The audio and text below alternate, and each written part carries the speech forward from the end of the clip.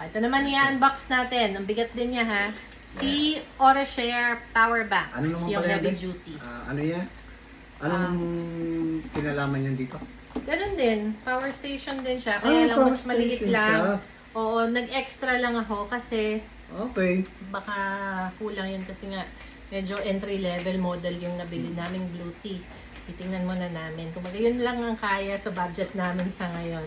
Yung Blue Tea na maliit. This one. Yan. Isama mo sa screen. Ayan. So, ito naman ang i-unbox namin para makita nyo. Pero maganda siya. Okay.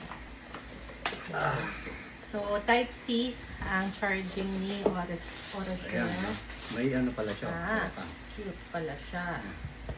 Ayan. Tapos, yan ang mga pala. input and output ni Orashare, USB and Type-C. Ayan.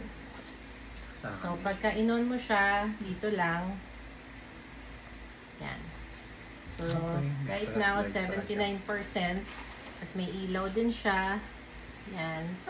Pindutin mo lang. Talaga, ewan ko lang kung Ayan.